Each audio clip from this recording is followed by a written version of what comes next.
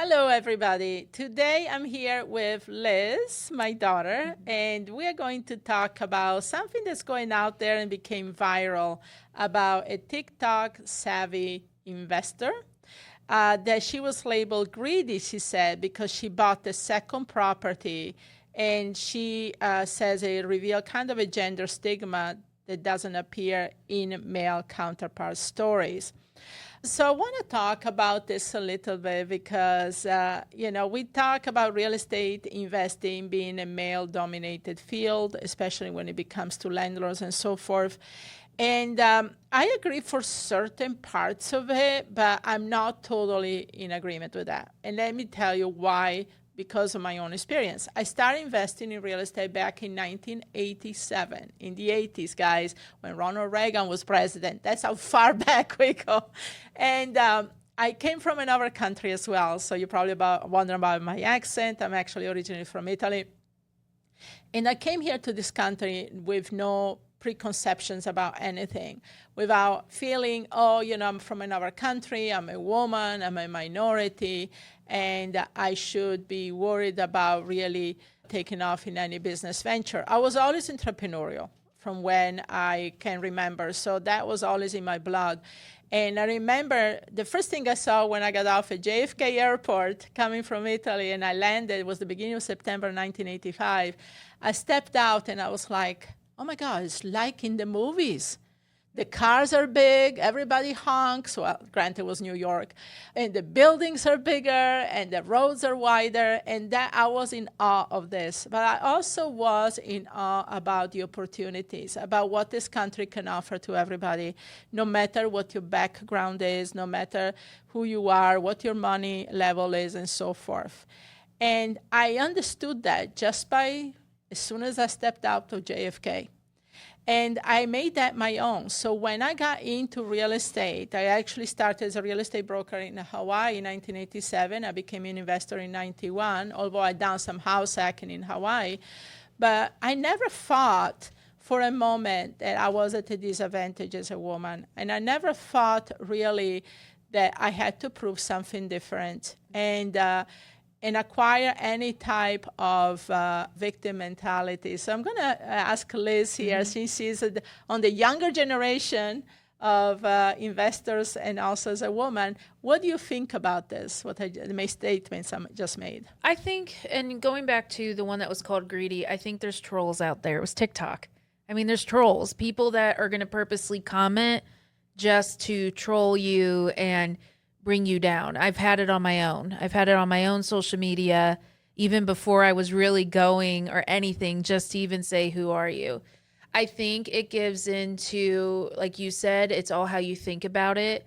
And if you're going to let these men or anyone else put you down and make it your whole mentality, or are you just going to say you're trolling, you're jealous, whatever you want to feel, and just keep moving forward? I think we as women tend to care way too much about what other people think, and they're not paying our bills. So as long as this man's not paying my bills, I don't really care what he has to say. And even then, I don't really care what he has to say because no man's paying my bills.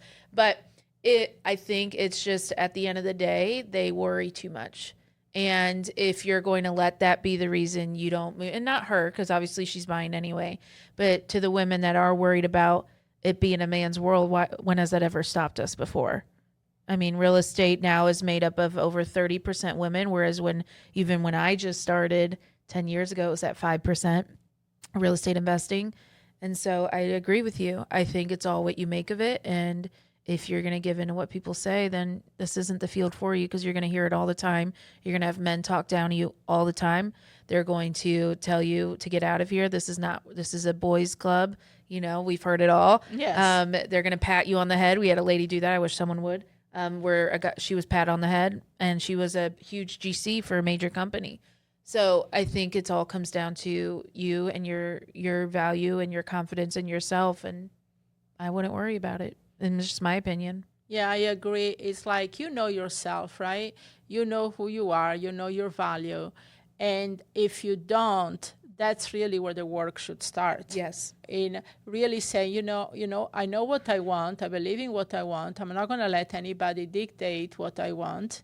For the same reason, the old quote, live and let live. So it's just like, I'm going to let this person be themselves and make their own choices, but they're the same thing with me.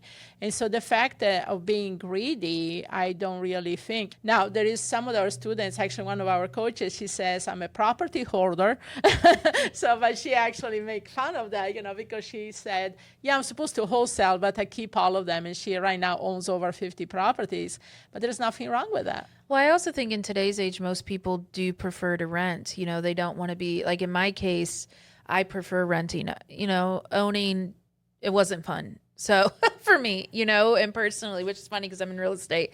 And so it's like, what is greedy about owning properties where other people who prefer or want to rent can live in, and you provide a safe place? If she was owning all these properties and she's like a slumlord, or just these are unsafe homes and stuff like that, totally different scenario. But if she's going to provide, or whoever that is listening, you're providing safe, affordable housing, and you can do that, and you have the means to do so and make money in the meantime, like any other service in this world.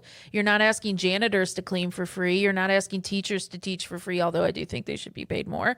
You're not asking all this. You're asking, I'm going to provide a home and I'm going to ask rent for it. I don't find that greedy at all. You're giving safe, affordable housing. Right. No, I agree. And honestly, women a lot of times put more of their heart and their pride into these rentals, where sometimes men, I had a business partner in a rental business, and he would buy these properties. Instead of changing the final floors in the kitchen, he would paint over them, just, to save money. And I'm like, no, we're going to remove those and replace those vinyl floors. But the thing is, it's like women, tend to be honestly sometimes better landlords because of that. Yeah. And I don't know. I don't play into that propaganda. Yeah. I mean, I feel like we deserve a space as much as anyone else to invest. And like I said, when it comes to this, it was a troll. Let it be a troll. Let them do them. And it was something I repeat to Hunter all the time. For those of you who don't know, it's my 13-year-old son. I say, the truth. You know the truth about who you are. So if your friends or anyone else is lying to you or making comments, it's easier said than done, but let it roll off your back. Be who you are and know your truth. And, yes, stand up for the little women, the ones that maybe don't have the voice to stand up for themselves like we do. But you deserve as much of a space in the real estate field as anyone else. And don't let people who are insecure about you being there be the reason you don't succeed. I hope she buys 100,000 properties and continues to flaunt it in the troll's face. Right.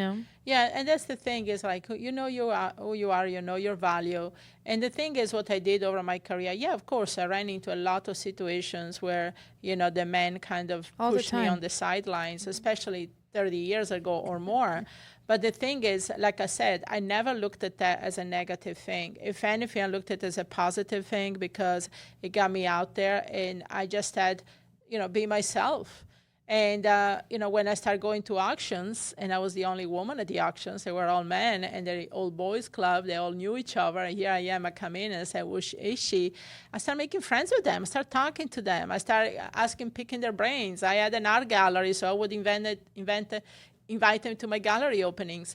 And so, the old saying, keep your friends closer, your enemy closer. And then it got to work to both our benefits, because then they would pass on properties to me that they didn't want, say if I wanted it first before they would put it on the market. So the thing is, it's like, there are people out there that have a preconceived, but I think as we're moving through times and things are changing, it's really one in a while you will hear somebody like that, and they're not worth paying attention to. You know your worth and know who you are, and you know who you can be. Well, and that's why we created REIW. For those that don't know where this sourced from, we were at events, and I was your assistant at the time, and we would go to all these events all over the world, and or all over the country, and we was sitting in the event once, and you were on stage, and another lady who was hosting the event came by, and she was like, your mom is the only woman on stage right now with all these other male investors. And I said, yeah. And I said, there's a need for this. There's a need for women to claim the space too. And that's where REIW came from, was us saying, this is it. She's the only woman on the stage, It's time to bring more women. And even to this day, I'm watching podcasts and it's a room full of men and there's like one woman, two women, but she deserves to be there just as much as anyone else. So I agree with this. I do think with what you're saying, I think people like to play into the victim mentality of things. And it's easy to fall into when you're constantly getting bashed online and being told, who are you to be in this space? But I also think just keep showing up like you did. And look, 40 years later, we're almost 40 years in. What in 2017, it's 40 years. 2027, it's 40 years. It's a long time to be in, but it goes to attest that no one can stop you when you're determined. No. Great. Well, thanks everybody for being here and listening today. So hopefully this gave you some food for thought, and I will see you next time. Definitely.